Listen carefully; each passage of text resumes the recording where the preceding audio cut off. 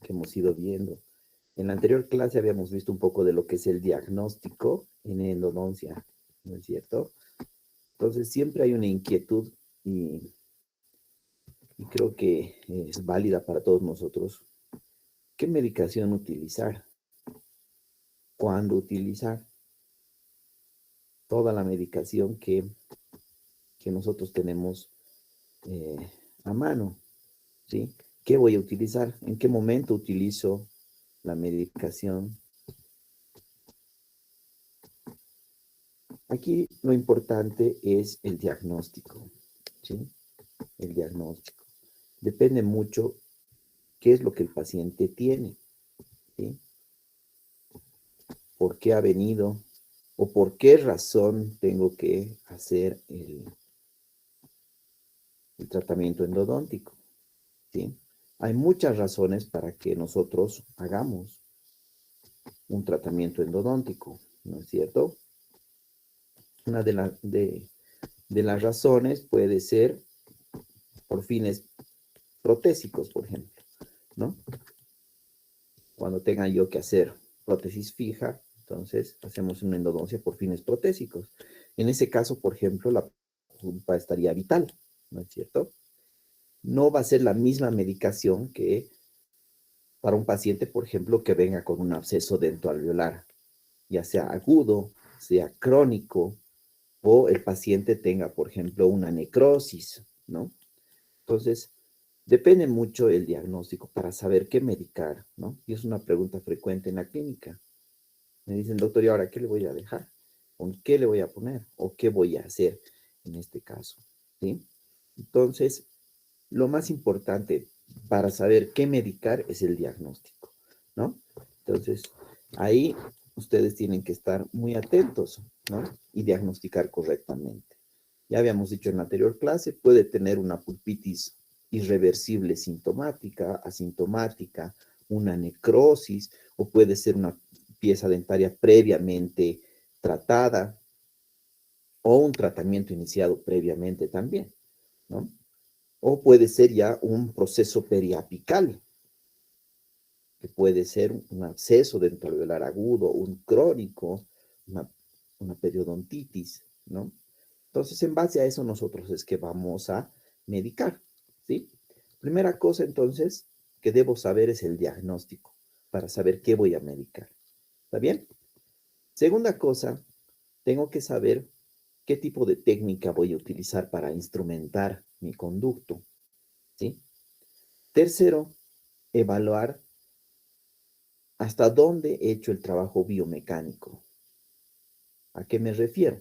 Para saber, por ejemplo, tengo para trabajar un molar superior, que tiene entre 3 y 4 conductos, ¿no es cierto? Normalmente tiene 4. Entonces, puede que yo haya trabajado o haya extirpado pulpa de 2 conductos, pero 2 conductos no los pude trabajar esa sesión. Entonces, también eso define qué voy a dejar, ¿no? ¿Qué medicación puedo hacer? ¿Qué medicación puedo dejar? ¿Está bien? Sobre todo se tiene hay un poco de dificultad en los tratamientos que son multiradiculares, ¿no? Porque se nos presenta a veces esa dificultad. Encontramos 2 conductos y a veces nos falta un tercero, ¿sí? Buscamos, no lo encontramos, hacemos las radiografías correspondientes, la radiografía de diagnóstico, podemos hacer la conductometría y vemos que, por ejemplo, 2 limas están en el mismo conducto, pero faltaría uno, ¿no? Entonces, eso también determina qué medicación voy a dejar. ¿Está bien? Entonces, ustedes cuando estén en la clínica y vayan trabajando, tenemos que estar atentos a ello, ¿sí?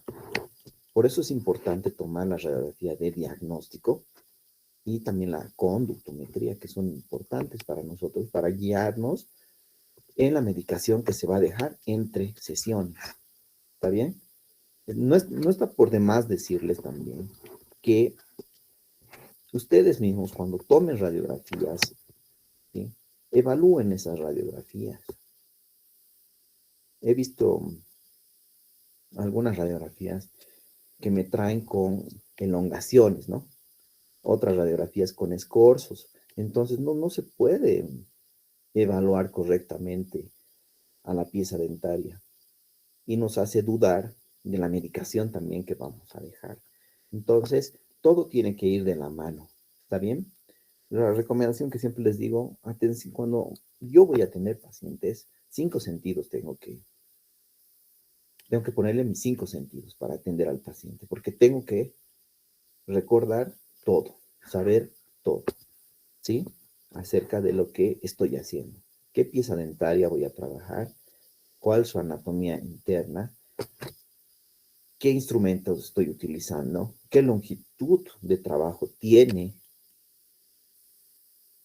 esa pieza dentaria a trabajar? ¿Sí?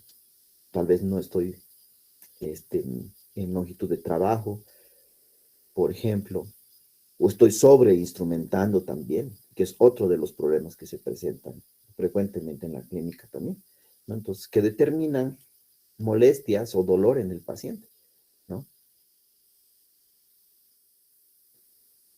Entonces, es ahí donde nosotros vamos a incidir, ¿ya? Cuando hablamos de la medicación tópica de los conductos, estamos hablando entonces del medicamento que voy a dejar dentro del sistema de conductos o cámara pulpar entre una sesión y otra, ¿sí? Entre los objetivos de estos es tener un medio lo más aséptico posible, ¿sí? Recuerden que cuando se hace una endodoncia, tiene que haber una razón, ¿sí? Casi lo normal, no se podría usar el término normal, digamos. Es que nosotros hacemos endodoncia cuando las piezas dentarias están afectadas por una lesión cariosa, por una fractura, ¿no es cierto? Y tienen algún grado de contaminación, mucho, poco o en exceso también, ¿no? Entonces, lo que nosotros queremos es que esa pieza dentaria, ese conducto y ese sistema, esa cámara pulpar quede lo más aséptico posible, ¿sí? Para pasar a la otra sesión y tal vez ya poder obturar ese conducto. Recuerden que yo no puedo obturar un conducto si tiene olor, ¿no? Si tienen fluidos o si tiene dolor. No se puede, ¿no es cierto? No debo hacer eso, ¿sí? Entonces, ¿en qué nos ayuda la medicación? A evitar todo eso, ¿no? Nos viene a tratar de lograr el objetivo. ¿Está bien? ¿Me avisan? Si cambia. ¿Sí?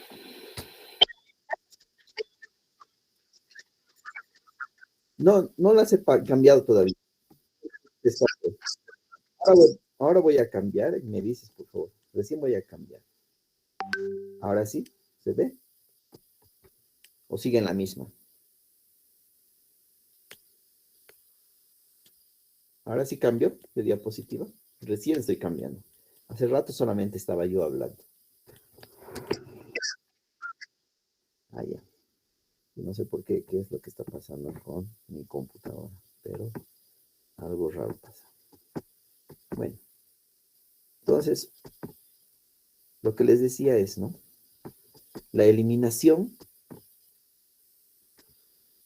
de las bacterias que puede persistir en los conductos tras su preparación. Eso es lo que nosotros tenemos que evitar, ¿sí?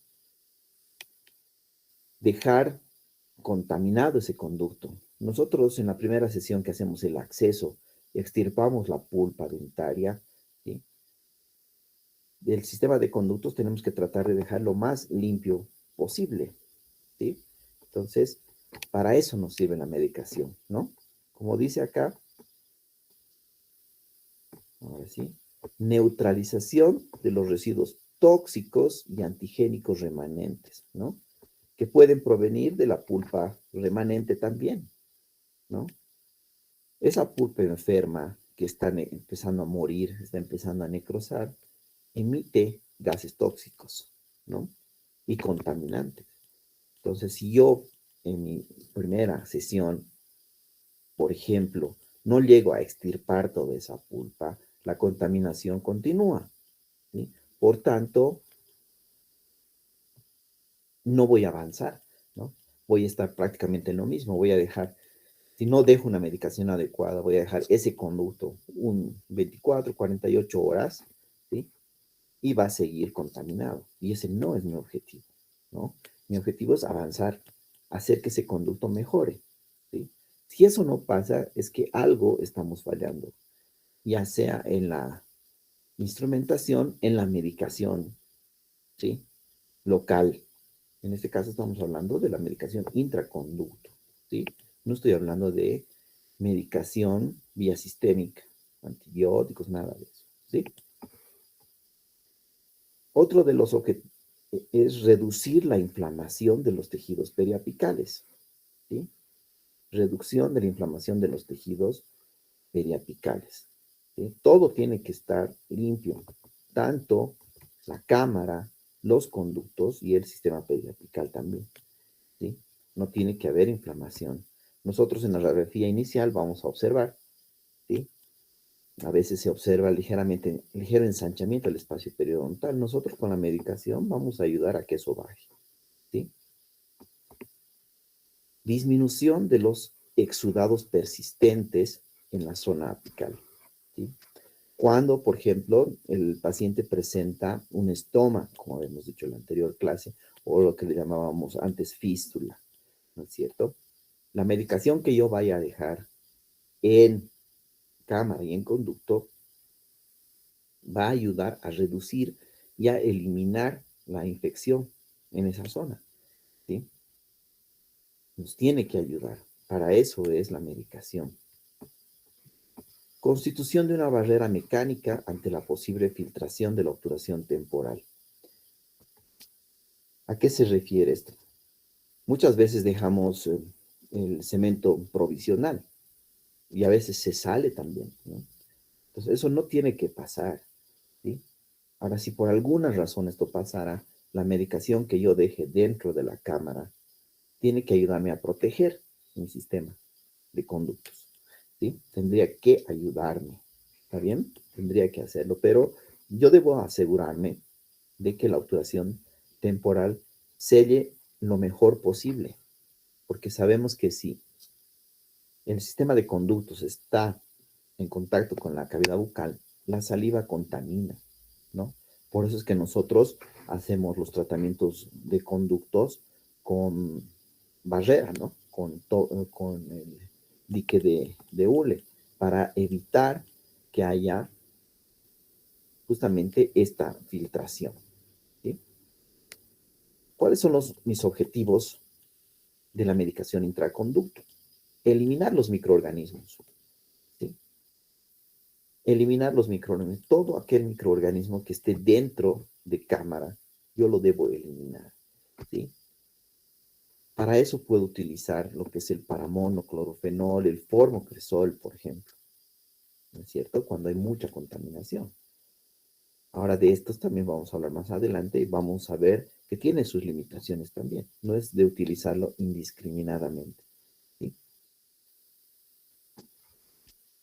Eliminar el tejido pulpar, ¿sí? ¿Cuándo se da? ¿Cuándo me ayuda, por ejemplo, la medicación intraconducto? Por ejemplo, el formocresol que dice acá. Cuando hay conductos que son muy complicados de trabajar, conductos con dislaceración, conductos con deltas apicales, por ejemplo, que no va a llegar a la lima. Entonces, tengo que ayudarme de qué? De la medicación intraconducto y de la irrigación del conducto. Esos me van a ayudar a eliminar el tejido pulpar. ¿Está bien? Prevenir o contrarrestar el dolor postoperatorio, ¿sí? Tenemos los corticoides y el eugenol. ¿Cuándo pasa esto de que puede haber dolor? Pregunta bien frecuente también. ¿Por qué le duele? O el paciente pregunta, ¿no? Porque hablando nosotros en términos eh, más de la gente, digamos, que no estudia odontología, cuando les decimos tratamientos de conductos, ellos dicen matar el nervio, ¿no es cierto? Me ha matado el nervio, dice. Entonces ellos piensan que solamente es extirpar el nervio y listo, ¿no? Pero el diente no está solo. Tenemos ahí cerca también lo que es el ligamento periodontal, Entonces, a veces queda dolorido el ligamento periodontal por sobreinstrumentación, por ejemplo, ¿sí? Por sobreinstrumentación duele, entonces queda dolorido. Entonces, nosotros para disminuir ese dolor podemos utilizar corticoides, el eugenol también. Sedar restos pulpares cuando queda, ¿no es cierto? Ya les digo, cuando no estoy muy seguro que extirpa todo, puedo dejar un poco de eugenol, ¿sí? Se puede dejar un poquito, una gotita de eugenol empapada, entonces eso te ayuda a sedar, ¿no? El eugenol, recordemos que está hecho en base a clavos de olor, ¿no? El clásico olor a dentista que dicen, ¿no? Antes las abuelitas nos ponían eso, nos dolía la muela y nos ponían clavo de olor.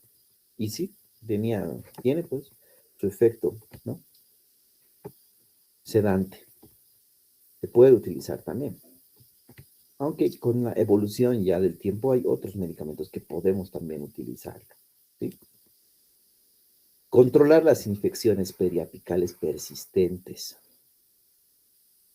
El hidróxido de calcio es excelente para la medicación intraconducto cuando hay algún tipo de absceso, sea agudo, sea crónico, ¿sí? El hidróxido de calcio es mágico, nos ayuda de sobremanera. Obviamente, evitar la contaminación entre sesiones, ¿sí? No vaya a ser que sea una biopulpectomía, por ejemplo, por fines endodónticos, ¿sí? Que se recomienda trabajar lo más pronto posible, a veces en una sola sesión o en 2 sesiones, por ejemplo. Es un diente a cavidad cerrada, no tiene contaminación, y por mala manipulación de los instrumentos, mala medicación intraconducto y demás, podemos llegar nosotros a contaminar ese conducto, cosa que no tiene que pasar, ¿sí? No tiene que pasar, ¿está bien? Minimizar, dice, las secuelas producidas por instrumentación biomecánica, agentes irritantes, patología pulpar, ¿no? Aquí, este es un error frecuente que veo también. Lo que yo les digo es lo que veo en la clínica, ¿no? A veces no utilizamos de manera correcta los instrumentos, ¿sí? Siempre se trabaja en orden creciente, desde la lima más delgada a la más gruesa. No puedo saltarme algunos números, no lo puedo hacer. Veo que trabajan 15, a veces pasan a la 25, después vuelvo y están en la 20, ¿no? Entonces hay un montón de factores que pueden hacer fracasar mi tratamiento de conductos. Y en ellos está esto, ¿no? Que parece tan básico, pero es tan importante.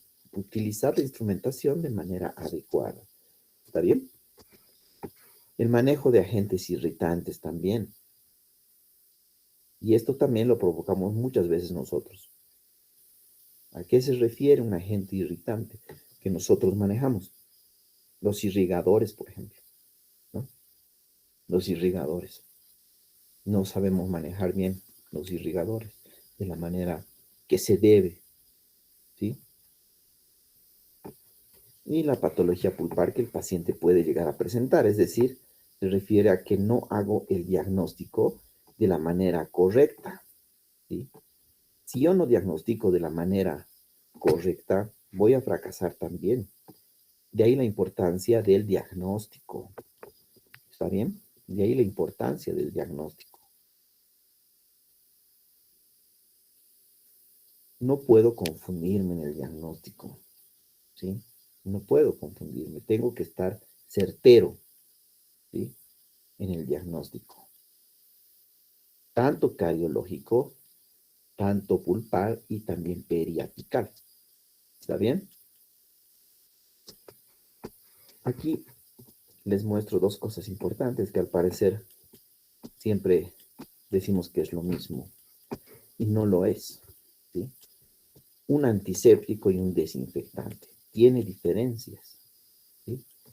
¿Qué es un antiséptico? Son sustancias capaces de destruir o inhibir los microorganismos sobre los tejidos vivos, ¿sí? Sobre tejido vivo. Ese es un antiséptico, ¿sí? Ese es un antiséptico. En cambio, un desinfectante son sustancias capaces de destruir o inhibir, dice, microorganismos sobre objetos inanimados. ¿Sí? Aquí está la diferencia. El antiséptico se utiliza sobre tejido vivo. ¿Está bien? Sobre tejido vivo. En cambio, un desinfectante sobre objeto inanimado. ¿Está bien? Hay que diferenciar esto. Por ejemplo, nosotros medicamos a nuestros pacientes desinfectantes para la boca o antisépticos para la boca. A ver, ¿qué me dicen? ¿Qué nosotros le medicamos a nuestro paciente? ¿Qué hacemos con nuestro paciente? Le desinfectamos su boca, le damos antiséptico para su boca, o utilizamos un antiséptico. ¿Cuál es el antiséptico ideal? ¿Cuál han estado utilizando en la clínica?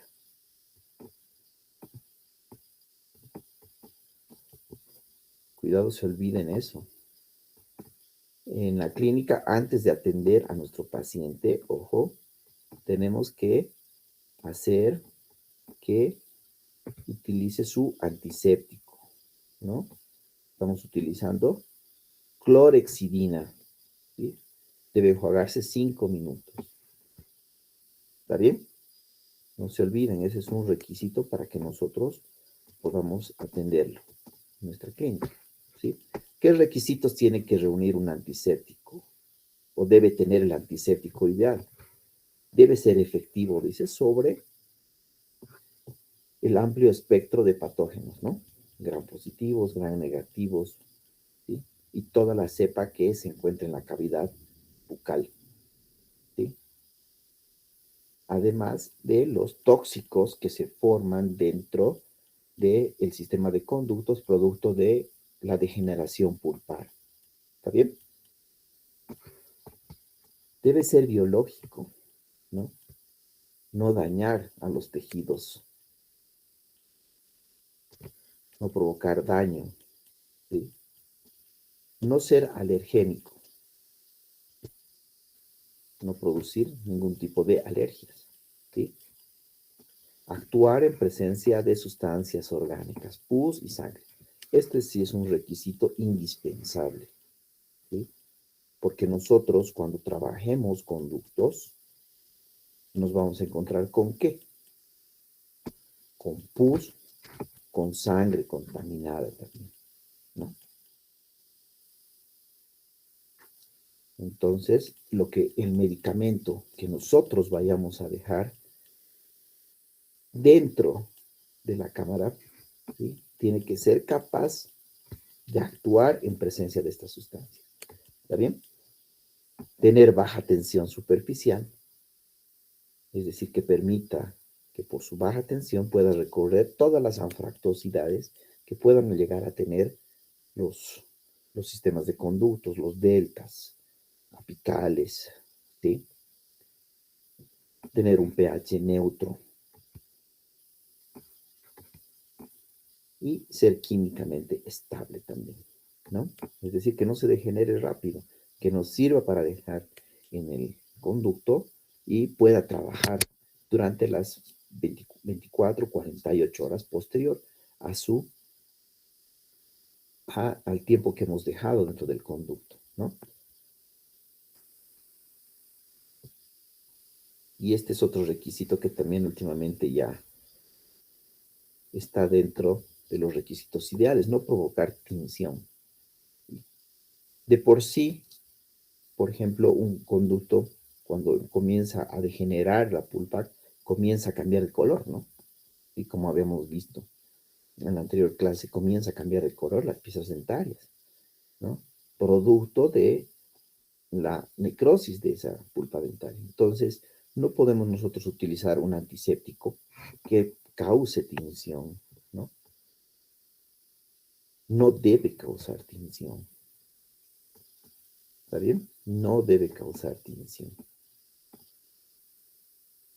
Y tenemos una clasificación amplia de los antisépticos empleados en endodoncia, ¿sí? Tenemos desde los compuestos halogenados, los fenólicos, los aldehídos, los antibióticos también, que se utilizan, los antiinflamatorios y el hidróxido de calcio. Vamos a hacer una, una retrospectiva más o menos de este tipo de compuestos y vamos a ver cuáles son los que más se utilizan, ¿no? De los compuestos halogenados, ¿qué les puedo mencionar? Tenemos al cloro, ¿sí? El cloro se utiliza bastante, no solamente como medicación intraconducto, sino también lo podemos encontrar en el irrigante, ¿no ve? En el hipoclorito, ¿sí? Obviamente mezclado, ¿no? Igual, de igual manera, entre los compuestos halogenados tenemos el cloro, ¿sí? Se encuentra asociado al fenol. El cloro con el fenol forman el famoso paramonoclorofenol alcanforado, ¿sí? Que ha sido uno de los medicamentos, o bueno, y sigue, les puedo decir, siendo uno de los medicamentos más empleados, ¿no? También por su bajo costo, ¿sí? Tenemos al yodo, el yodoformo, que es un excelente medicamento, sobre todo cuando vamos a trabajar en caso de abscesos crónicos, abscesos agudos, procesos periapicales amplios, ¿sí? Nos ayuda mucho el yodoformo, ¿sí? El, el, el yodo, ¿sí? Porque es un antisepto, dice, con una acción de larga duración, y esto es un efecto muy bueno, ¿no? Es decir, nosotros dejamos la medicación hoy y este va a seguir trabajando durante 5, 7 días y más días, ¿no? Mientras esté, sigue trabajando. Y trabaja bien, como habíamos dicho hace un momento, en presencia de sangre, de pus. Entonces, ese es un efecto muy bueno que nosotros tenemos en caso de procesos crónicos, ¿no? Liberación lenta, pero mantenida de yodo, como les decía, en el tiempo, ¿sí? Y su uso en pastas antisépticas, ¿no? Todas las pastas antisépticas tienen yodo, ¿sí? Yodoformo. Y esta es una de las acciones excelentes que tiene el yodoformo. Tiene acción antimicótica, ¿sí? Es decir, contra hongos, ¿no es cierto? A veces en las periodontopatías refractarias son por hongos, es cierto, ¿sí? ¿A qué se refiere este tipo de periodontopatías? Cuando hay estomas, ¿sí? Y fístulas, o fístulas más bien, actúa muy bien el yodoformo, ¿sí? Baja toxicidad o poca toxicidad o ninguna toxicidad. Actualmente se ha visto que no tiene toxicidad ya el yodoformo, ¿sí? ¿Cuál es su mayor problema? Tinción dentaria, ¿no? Pero cuando está mezclada en pastas, o sea, es decir, no va sola. El yodoformo no se trabaja normalmente solo, se mezcla con hidróxido de calcio, ¿sí? Si ustedes ven, el polvo de yodoformo es amarillo, ¿no? Entonces dice que por eso tiñe, pero cuando se trabaja con el hidróxido de calcio ya no causaría ningún tipo de tinción, ¿sí? Por eso hay que utilizarla en pastas, solo no, siempre en mezcla, ¿no? La famosa pasta de maíz y capurro de los años 70, por ejemplo, estaba, estaba conformada o está conformada por hidróxido de calcio, yodoformo y un vehículo que puede ser suero fisiológico, ¿sí? Entonces, nos da muy buenos resultados el yodoformo, ¿sí? Es astringente, nos ayuda a retraer los tejidos y produce una acción cicatrizante también, antiinflamatoria y antihemorrágica, ¿sí? Sobre todo, hay que pensar en utilizar el yodoformo en, en pasta en casos de abscesos, ¿sí? Sobre todo crónicos.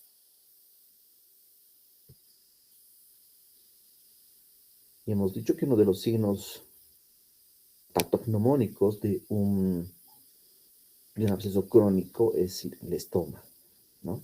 O también cuando observamos eh, imágenes radiolúcidas a nivel del periápice, ¿no ve? Que hemos dicho que serían en casos de necropulpectomías tipo 2. En ese caso está indicado utilizar el iodoform. ¿Está bien?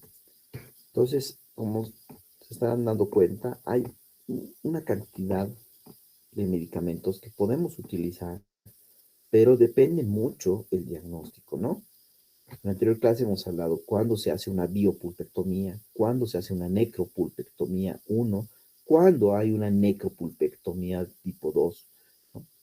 Entonces, de acuerdo a eso, vamos a ir nosotros también usando nuestra medicación. Entre otros compuestos tenemos los fenólicos, ¿no? Son el grupo, dice, de sustancias más utilizadas. Es cierto, en un tiempo han sido los que más se han utilizado. En este tiempo se ha ido bajando un poco su uso, ¿sí? Porque dice que puede causar algún tipo de irritación a nivel del periodonto, ¿sí?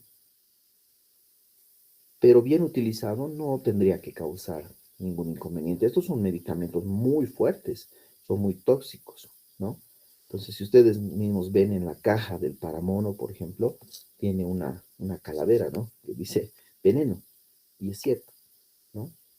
Tenemos que utilizar en un algodón muy bien, solamente que se sienta la fragancia del paramono, nada más, no tiene que estar ni siquiera húmedo, menos mojado, ¿no?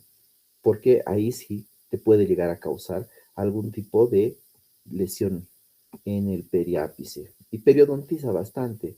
Ese es el inconveniente que tiene este medicamento, el paramono, ¿sí?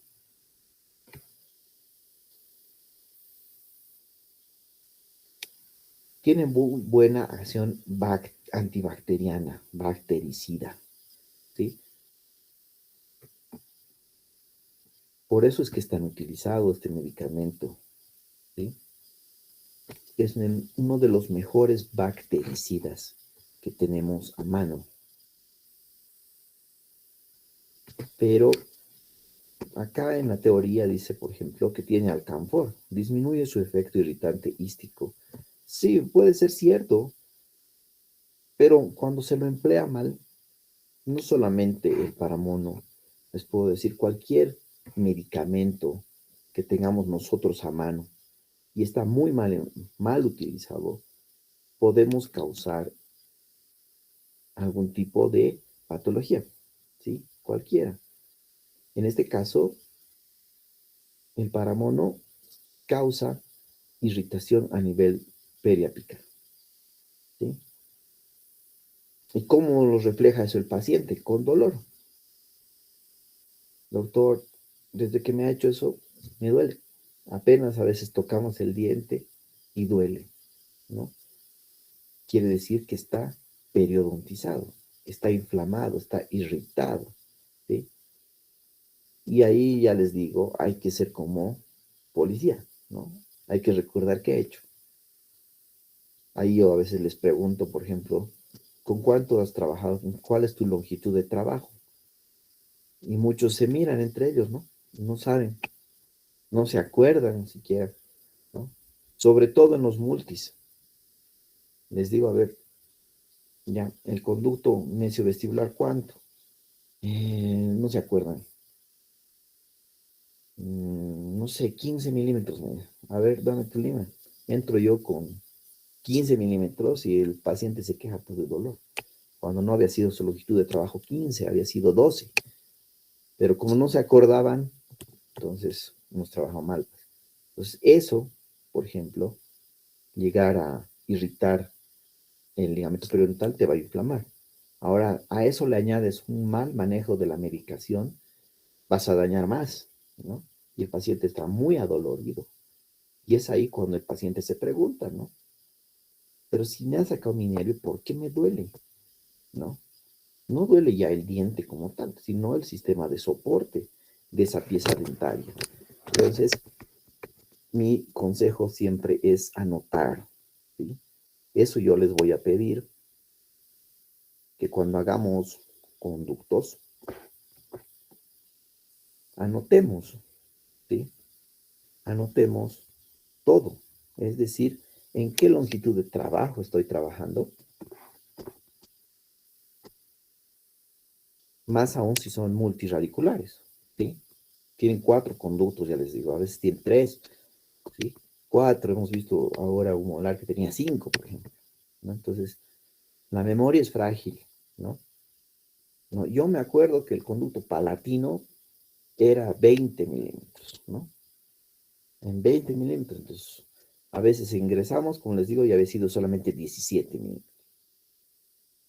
Y en el otro, que era más corto, entró con lima más larga, ¿no? Entonces, causa inflamación. Eso sí, anótense, ¿está bien? No sé, pieza 2-1, por ejemplo, longitud de trabajo, eso lo vamos a determinar también con la radiografía. 22 milímetros, por ejemplo. Anótense. ¿Sí? En los multis, mesiovestibular tanto, en el disto vestibular mide tanto, el palatino mide tanto, ¿sí? El conducto mesial mide tanto, el mesiolingual tanto, el distal mide tanto, ¿sí? Y en la sesión de hoy día, por ejemplo, si he trabajado mi primera sesión y por el tiempo y demás, no sé, porque siempre se puede presentar algo, he trabajado solamente hasta la lima 30, por ejemplo, hasta eso tienen que anotarse, ¿no? Lima 30, no sé, hoy día 14 de julio, pieza 2-3, ¿no? Longitud de trabajo 20 milímetros, ha hecho el trabajo biomecánico hasta la lima 30, ¿sí? Porque se olvidan. A la próxima clase les pregunto y no saben. Es como si ustedes no hubieran hecho el tratamiento y eso no es correcto, ¿sí? Ustedes tienen que tener el detalle de todo, ¿sí? De todo el trabajo que están haciendo en ese conducto, ¿sí? Otra pregunta que les hago. ¿Y qué medicación le has dejado? Mm, no saben tampoco, ¿no? No se acuerdan, ¿sí? Cuando el paciente, por ejemplo, viene con dolor, ¿no? Me dicen, doctor, la anterior clase le ha abierto el conducto, pero ahora le duele, ¿no? Entonces ahí nosotros tenemos que saber el por qué. ¿Por qué le duele ese paciente?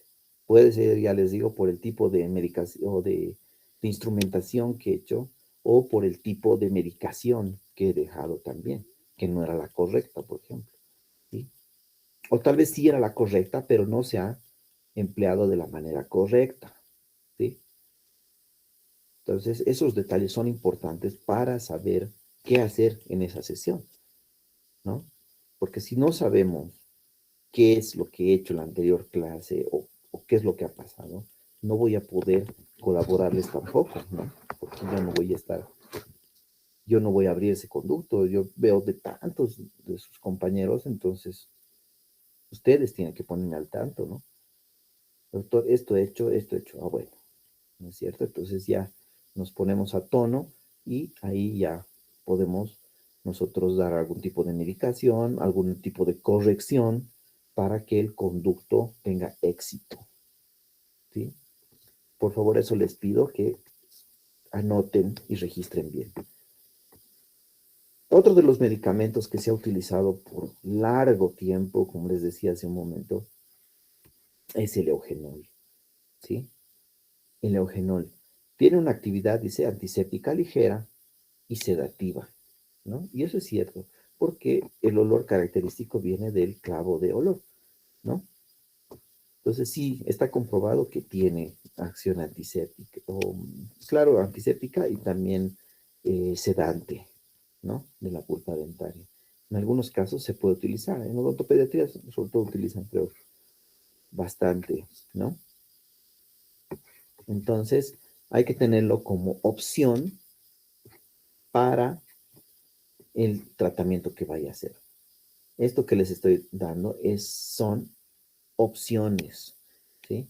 Opciones de medicación, ¿está bien? Son opciones que nosotros podemos tener para medicar nuestros conductos, ¿no?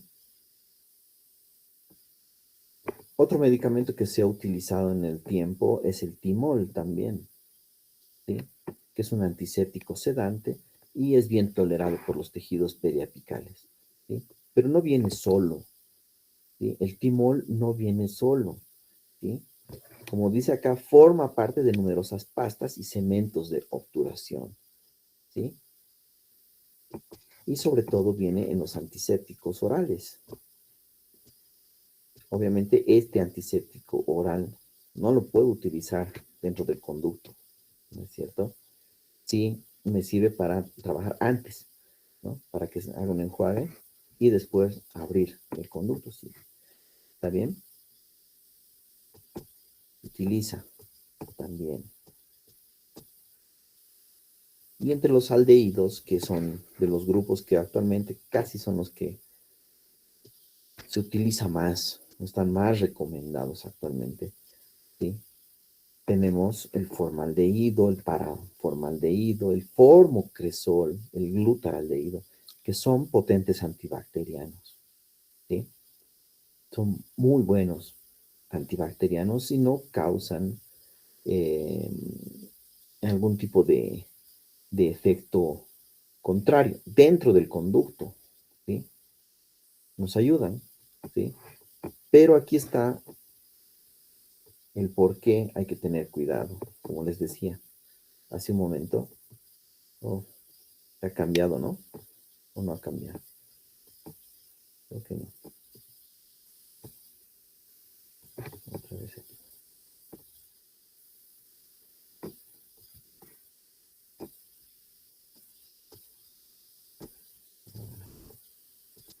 Tengan cuidado de esto, ¿sí? En los aldehídos. Pueden causar necrosis en los tejidos periapicales, ¿sí? Y a veces el dolor no pasa. Y es difícil llegar con un tipo de medicación a nivel del periápice, ¿no? Entonces hay que tener cuidado al momento de manipular, ¿sí? Como ejemplo la glicerina. ¿Está bien? Todo medicamento tiene su acción positiva, su acción negativa, pero hay que saberlo manejar en el momento adecuado, ¿sí? Este les puedo decir que todavía se utiliza, ¿no? El formocresol, que es una combinación de un compuesto fenólico con el cresol y el aldehído, ¿sí? Es utilizado como fijador hístico.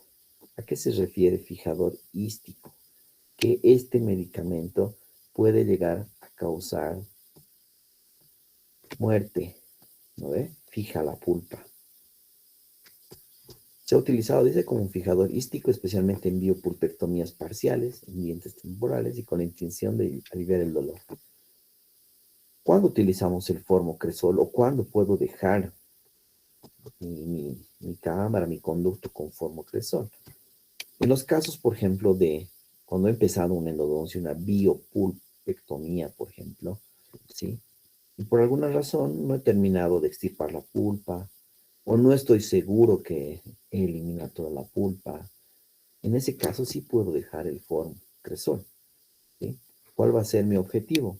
Que esa pulpa vaya degenerándose, ¿sí? Y se vaya momificando, ¿está bien? Y que el paciente no tenga dolor posterior al tratamiento, ¿sí? Porque cuando nosotros abrimos un conducto, no extirpamos y cerramos sin dejar ningún tipo de medicación, tengan por seguro que al paciente le va a doler, ¿no? Le va a doler. Y te va a llamar, doctor, me está doliendo, ¿no? No me dolía nada, ahora que me ha abierto o me ha tratado ese diente me duele. Entonces, no puede ser, ¿no? Que un paciente venga sin dolor y se vaya con dolor del dentista, por ejemplo, ¿no? Por eso les digo que nosotros tenemos que diagnosticar correctamente y saber qué tipo de tratamiento estoy haciendo, ¿sí? Y qué medicación puedo dejar. Esta es una buena opción, dejar el formocresol en caso de biopulpectomías, en caso que no haya llegado a extirpar por alguna razón, ¿sí? O no esté seguro. En conductos multirradiculares pasa frecuentemente, ¿sí? Lo que les decía, encuentro dos conductos, me faltan hallar dos conductos, entonces no puedo dejar sin ningún tipo de medicación, sobre todo cuando es vital la pieza, ¿sí? Pero este medicamento hay que dejarlo, no tiene que estar, ya les digo, mojado el algodón, ni siquiera húmedo, apenas se tiene que sentir un poco la- el olor del formocresol porque es bastante irritante. Cuando se deja un formocresol en una mota de algodón muy, muy empapada, ahí sí te va a causar periodontitis, ¿sí?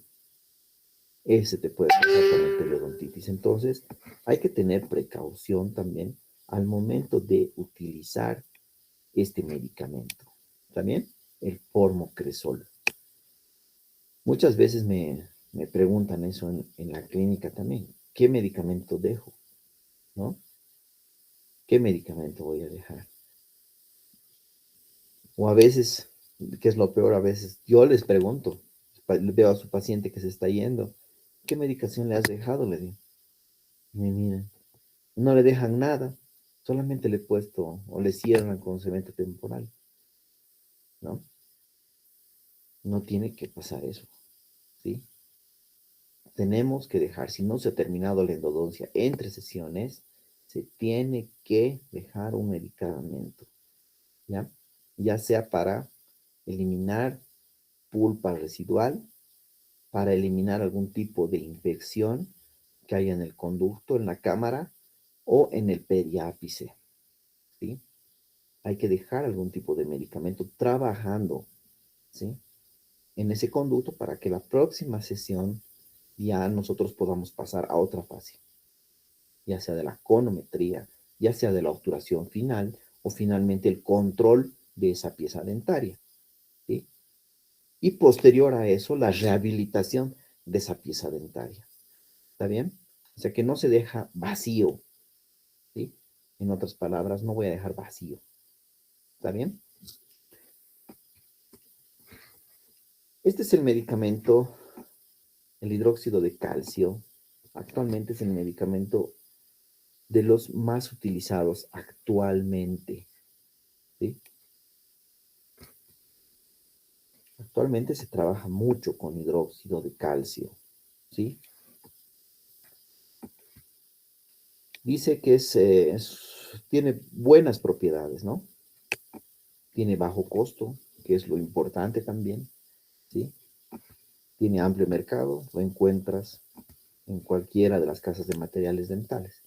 Ojo que estoy hablando del hidróxido de calcio químicamente puro, ¿sí? Si recordamos un poco lo que son los biomateriales y el hidróxido de calcio, viene en distintas formas medicamentosas. El hidróxido de calcio químicamente puro, el hidróxido de calcio en el sistema de pasta-pasta, ¿no ve? El hidróxido de calcio, el sistema fotocurable también, ¿sí? En fotocurable también. Ahora, de estas tres formas medicamentosas, estoy hablando del hidróxido de calcio químicamente puro, que es el que viene en polvo, ¿sí? Que viene en polvo. Dice que este fue introducido por Hermann en el año 1920. Su pH es 12.4, vale decir que es un pH alcalino, ¿sí? Alcalino. Todos los microorganismos, desde el mutans, los lactobacilos y demás grams que hay, son o viven más bien en un medio ácido, ¿sí? En un medio ácido. Entonces, ¿qué es lo que nosotros tenemos que hacer? Alcalinizar el medio, ¿sí? Hasta llegar a un pH neutro, que es lo, que, lo ideal, ¿no? Ahora, cuando se hace endo, sí se puede tener un pH que sea alcalino, ¿sí? ¿Eso para qué? Ese pH alcalino, ¿qué hace? Sirve como bactericida. Mata, pues, ¿no? Si los mutan, si todos esos viven en un medio ácido y yo les echo alcalino, van a morir, ¿sí? Y eso es lo que yo quiero, ¿no? Tener un sistema de conductos limpio, ¿sí? Limpio, que no tenga contaminación. Entonces, ese es uno de los beneficios mayores que se tiene con el hidróxido de calcio, ¿sí? También induce a la remineralización de la dentina, ¿sí? Libera de gérmenes de la cavidad, estimula la cicatrización, ¿sí? En casos, por ejemplo, de protecciones pulpares directas, ¿no? Cuando accidentalmente causa una lesión, el hidróxido de calcio químicamente puro es el que se utiliza, porque es tolerado por el órgano pulpar. Se puede mezclar con clorexidina, alguna pasta y va a causar cicatrización de la pulpa, ¿sí? Hasta un puente dentinario puede llegar a formar el pH, ¿sí? Este es uno de los medicamentos que mejor se emplea, que más se utiliza. Ese es este es el hidróxido de calcio químicamente puro. Entonces, cuando ustedes vayan donde el licenciado y le pidan medicamento, y yo les diga, ¿qué voy a dejar? Hidróxido de calcio, este les va a dar, ¿no? Hidróxido de calcio puro. Como dice aquí, hidróxido de calcio puro, ¿no? Entonces se pueden utilizar diferentes vehículos para mezclar el hidróxido de calcio, porque solamente viene polvo. Puedo utilizar suero fisiológico, puedo utilizar glutaraldehído, ¿sí? Puedo utilizar también clorexidina, por ejemplo, ¿sí? El vehículo más que todo me sirve para hacer la pasta, ¿sí? El que en realidad va a trabajar en el conducto es el hidróxido de calcio, ¿sí? Y eso está en discusión también, porque dicen, sí, entonces, ¿qué sentido tendría si yo mezclo con clorexidina, ¿no? Si el que va a trabajar es el hidróxido. Obviamente te va a ayudar también la clorexidina, pero el que va a trabajar casi al 90% va a ser el hidróxido de calcio, ¿sí? Con su acción alcalinizadora, por tanto, bactericida. Entonces, es un buen medicamento que se utiliza, ¿sí? Dice que se lo puede utilizar inclusive como solución irrigadora, lo que le llamábamos lechada de cal, ¿no? Lechada de cal. Se puede utilizar como cemento sellador también, como les decía hace un momento, en casos de protecciones pulpares directas, ¿no? En casos de apicogénesis y de apicoformación se utiliza el hidróxido de calcio también. En tratamiento de reabsorción, en las reabsorciones dentinarias interna y externa, se utiliza el hidróxido de calcio de elección, es el medicamento de elección para este tipo de patologías, ¿sí? Y dice reparación de perforaciones. Esto, por ejemplo, ya un poco se está llegando a descartar porque hay actualmente mejores medicamentos, ¿no? Como el MTA, por ejemplo, que es el medicamento ideal para las perforaciones. Y es lo que nosotros no queremos, ¿no? ¿A qué se refiere cuando les hablo de perforaciones? Cuando hago falsa vía, ¿no? En el caso que no, ojalá no pase a ninguno de ustedes, tenemos que utilizar MTA y ese no hay en la clínica, ojo, hay que comprarlo afuera y eso más o menos vale 650, 700 bolivianos, creo. ¿Sí? Entonces, hay que tener cuidado, evitaremos algún tipo de inconveniente. ¿Está bien? ¿Cómo para recubrir pulpa de manera directa e indirecta? Sí, sirve también, ¿no? Sobre todo en protección pulpar directa, como les decía hace un momento, ¿no? Cuando se utiliza en indirecto, ya no utilizo el hidróxido de calcio en esta forma químicamente pura, sino ya utilizo en el sistema de pasta a pasta, lo que le llamábamos, como dicen en el mercado, calcimol, le dicen, dical también, ¿no? A veces con esos nombres comerciales los conocemos más, pero es hidróxido de calcio en sistema pasta-pasta, ¿sí? Seguramente en operatoria les han debido dar en algún momento que han hecho alguna amalgama, una resina, dan dos puntitos, ¿no? Uno blanco y uno café, la base y el catalizador, ¿sí? El blanco es el hidróxido de calcio, ¿sí? Y el negro es, o el café, es su catalizador. Y por eso se llama sistema de pasta-pasta. Que nosotros utilizamos en endo es este, químicamente puro, ¿está bien? Químicamente puro. Es el que nosotros vamos a utilizar.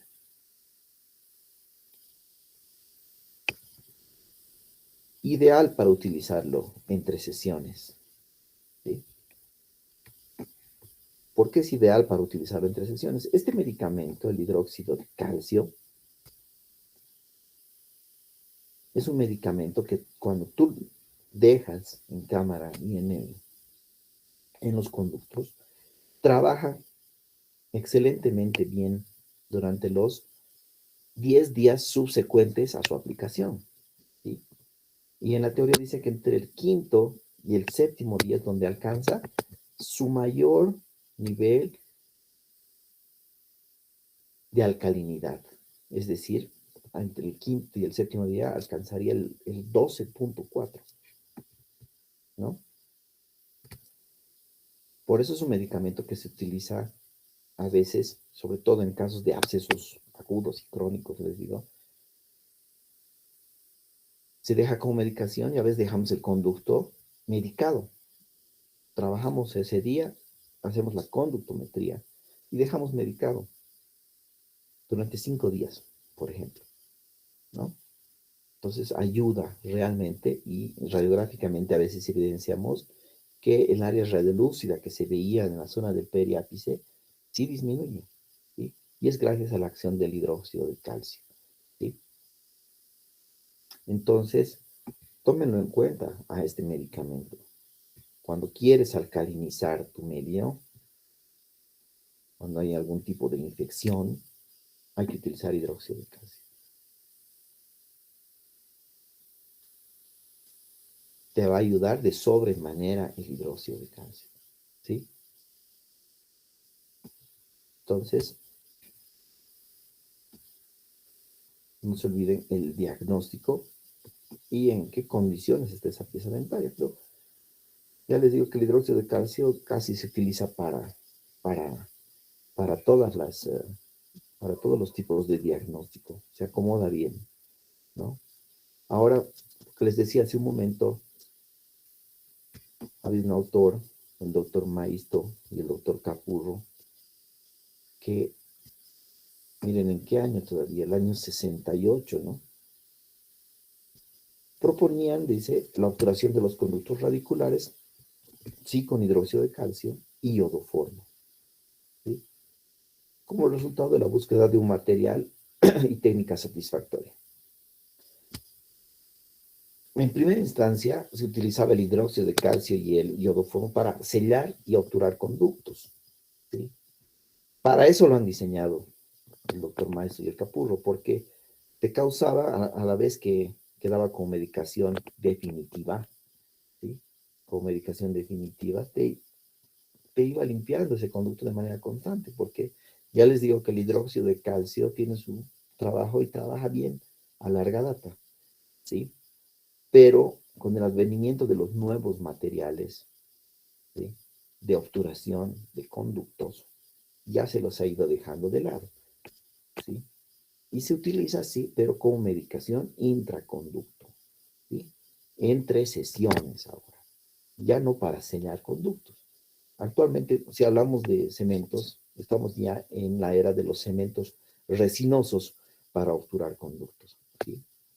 El hidróxido de calcio se utiliza bien como medicación intraconducto entre sesiones.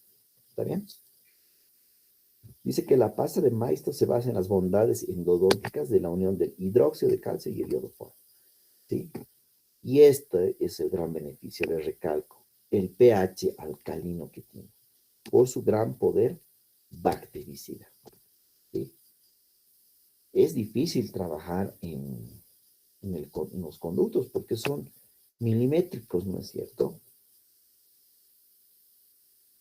No podemos todo el tiempo estar trabajando con radiografía, ¿no? Sería lindo, ¿no?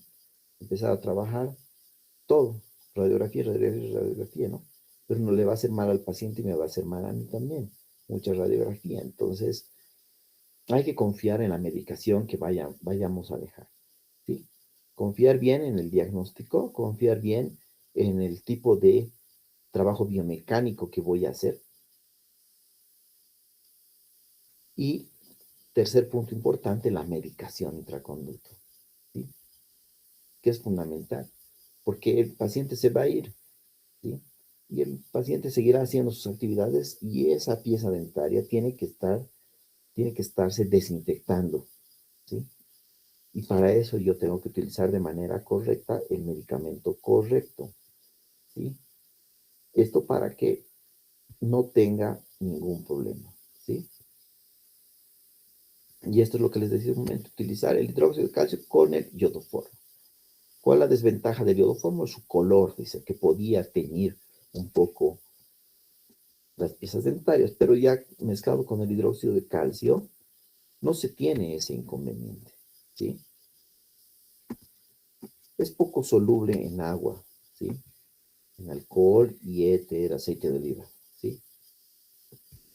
Y es casi puro, ¿no? Prácticamente es puro. Oh, se cae. Perdón.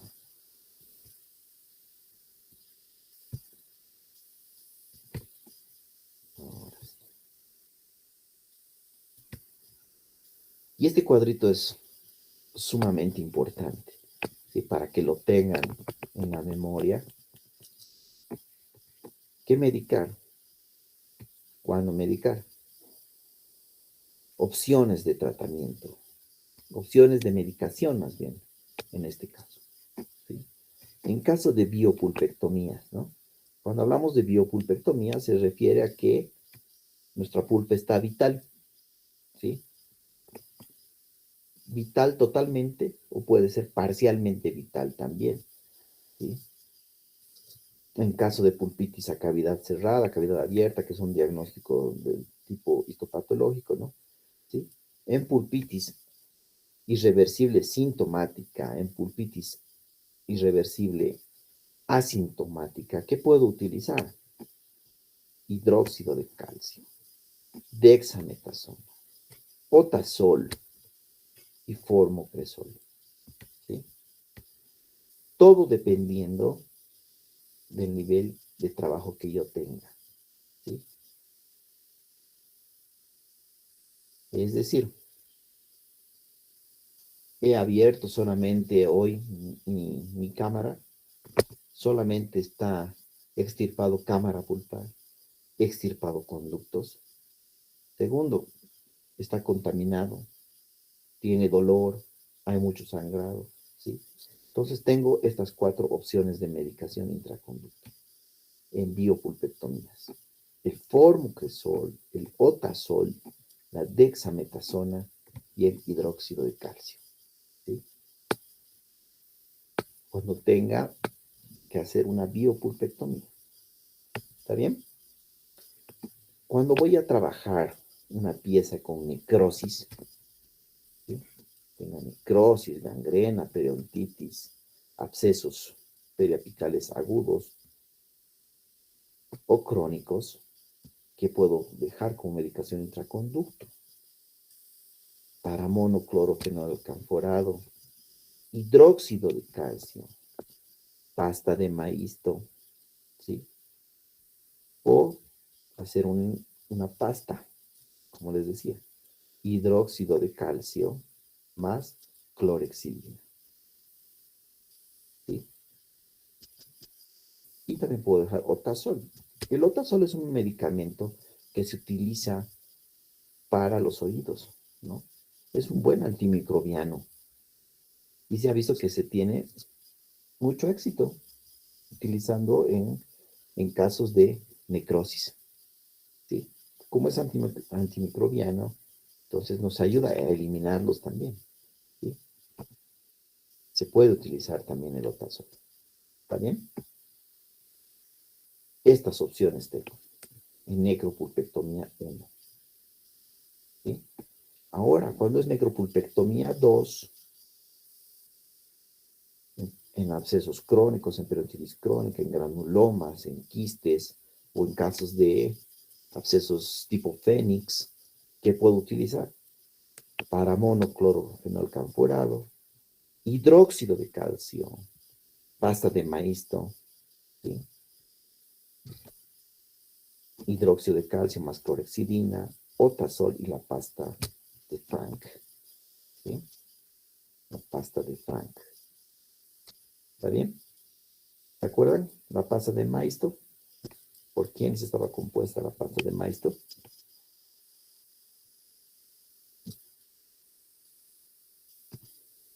Creo que ya no se acuerdan. Hidróxido de calcio con iodoformo, simplemente, ¿no? Entonces, este cuadro es importante que ustedes lo memoricen y lo tengan a mano, ¿no? Para saber qué medicación puedo dejar, ¿sí? Ojo que, ya les digo, no hay nada que sea absoluto, ¿sí? En ciencias de la salud no hay nada absoluto.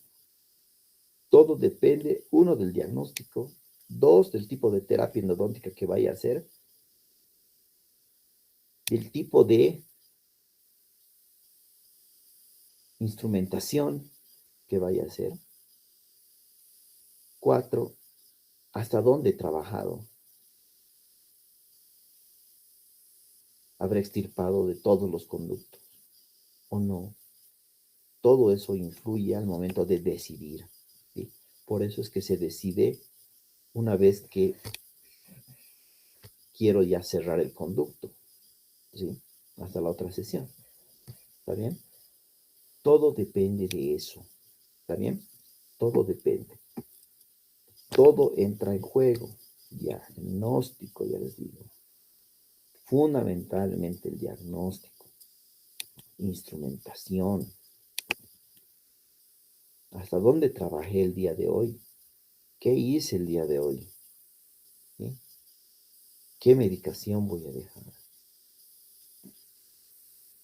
¿Tendrá fluido? ¿Tendrá pus? ¿Tendrá mucha sangre?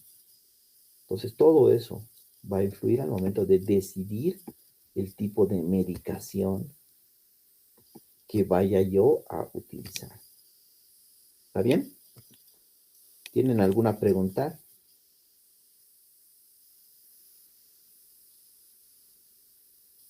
¿Alguna duda? ¿Está todo bien? Bueno, entonces, el día de mañana nos toca, vamos a repasar un poco de lo que es el acceso a conductos. ¿Está bien? Mañana repasamos un poco el acceso, cómo se accede a cámara, conductos incisivos, caninos, premolares y molares. ¿Está bien?